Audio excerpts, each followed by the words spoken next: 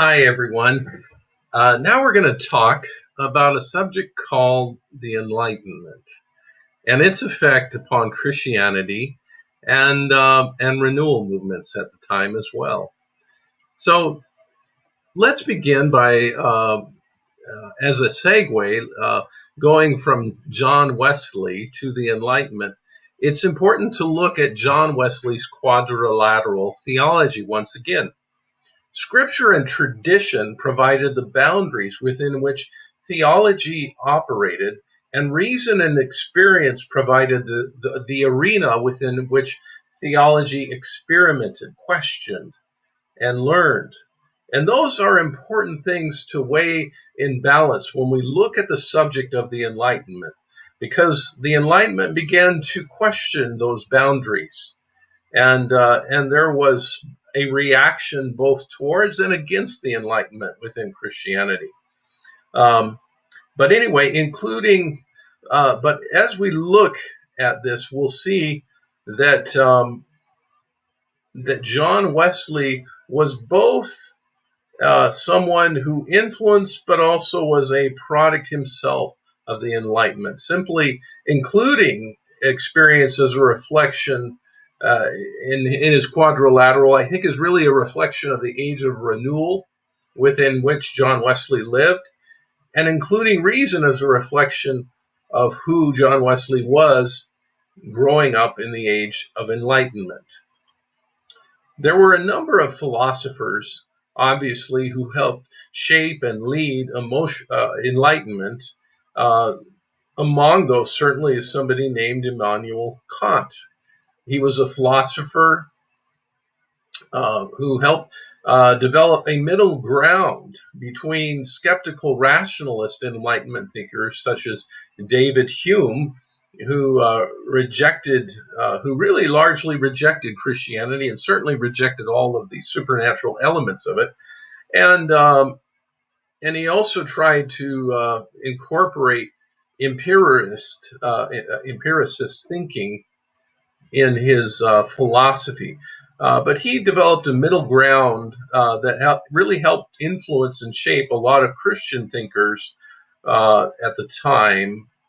So one of his famous quotes is, "Live your life as though your every act were to become a universal law." Certainly he was an ethicist at the very least, although some debate whether he had a genuine Christian faith or not. But another person who largely helped shape Enlightenment thinking was somebody named John Locke. Now, he probably shaped Enlightenment thinking more in the area of politics than religion. But nevertheless, it's important to mention him because he introduced such ideas such as separation of powers, natural rights, and separation between church and state, which is still obviously a very largely debated subject in our country today.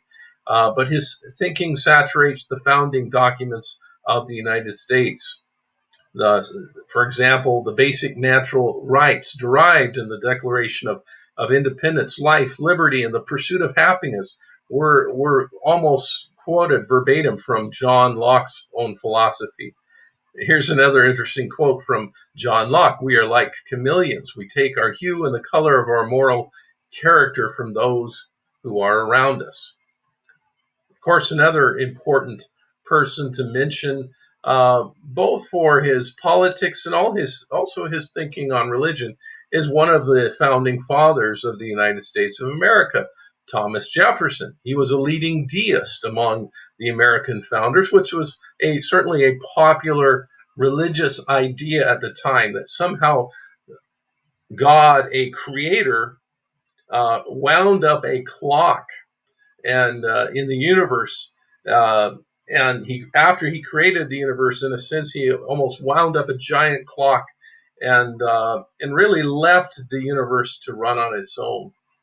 And so Enlightenment thinking influenced a lot of leading people, politicians and Christians alike, to think that somehow God had somehow become distant, that he was no longer really concerned with humanity.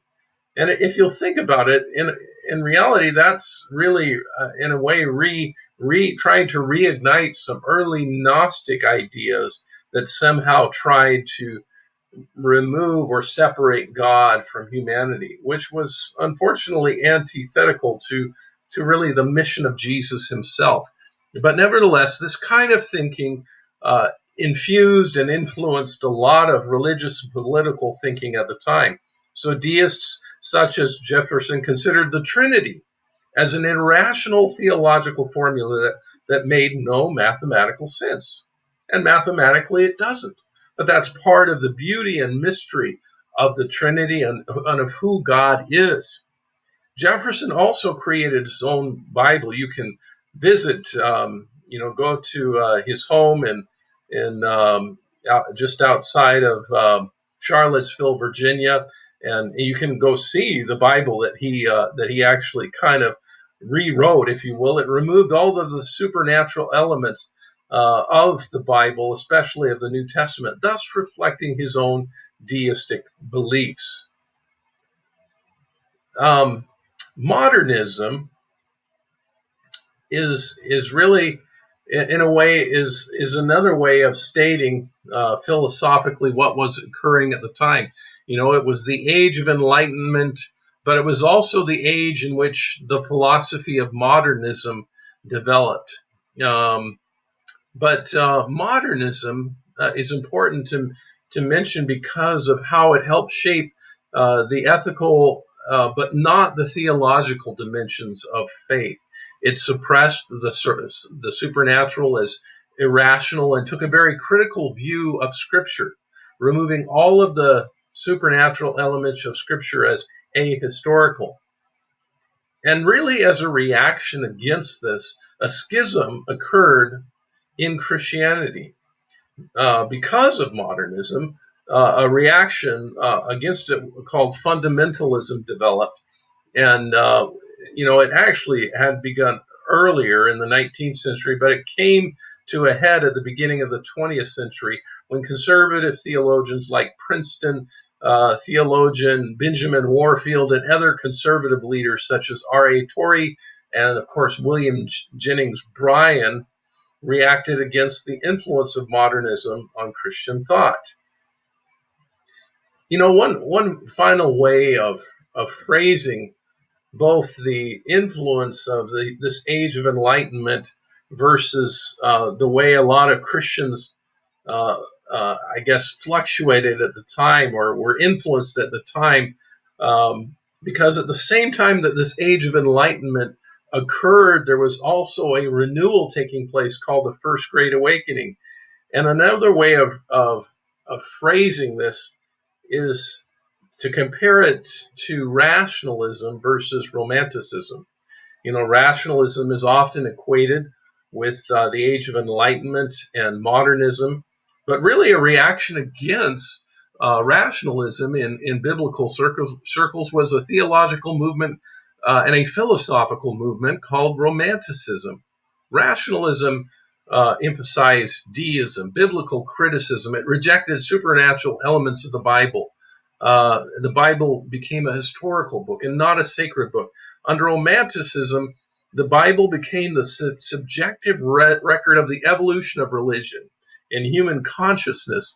Friedrich Schleiermacher, which is a very, very important and influential theologian in the 19th century, suggested that we can only know God through our feelings and emotions.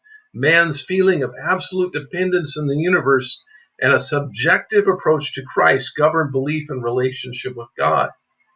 And you can see in this a sense of how both of these ideas actually did shape evangelical, Pentecostal, and renewal theology, because we in a sense have developed a way of trying to understand the Bible, but also understanding our relationship with God, understanding the Bible through rationalism in some ways, and understanding our relationship with God through romanticism.